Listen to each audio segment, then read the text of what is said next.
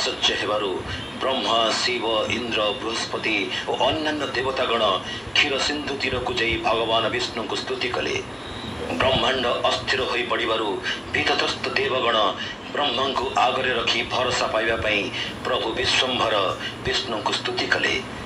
चतुर्थ ठारू दशम पद मध्य देवता मानक स्तुति माध्यम मत्स्य कूर्म बराह नरसिंह वामन और परशुराम ये 6 गोटी अवतार वर्णित होइछन्ति। देवता माने कहले जे विंशकर रावण सरी रक्ष व राक्षस नहीं आमको रक्षा करने विनती करुछु। विबुधंक स्तुति रे कंबुधर व शंख हस्त प्रभु बसीभूत होई गरुड़ पिठी विजे कले।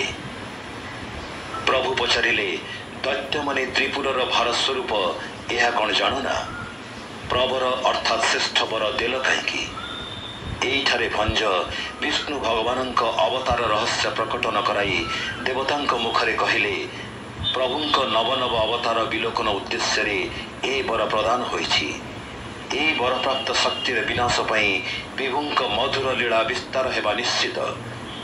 वृषभासन महादेव वृष भाषण व उच्च स्वर रे भाषण दे कहले जेउ राम नाम तारक मंत्र मूल से रतिश कोटी व कोटी कंदर्प मूर्ति धरंतु।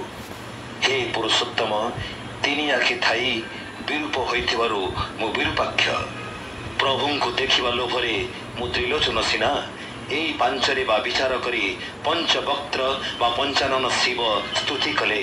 हे प्रभु बहन व शीघ्र से रूप बह और यह मोर सुकृत रुहेउ। एठारे इंद्र अर्थरे भंज वास्तुस्पति शब्द व्यवहार करिसंति। इंद्र कहले से रूप बहन न कले पतित माने भासीजिबे।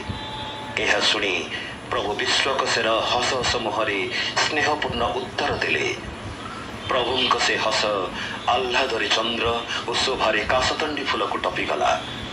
अरी बा शत्रुर नाश पाई अरी बा चक्र धरिबे नहीं। बीराज बा पक्षीराज गरुड़ चढ़ी विराजमान हेबे नहीं। बनौका बा बानर संगे नहीं युद्ध करिबे। अंतर्यामी एतक कही अंतर्ध्यान हेले।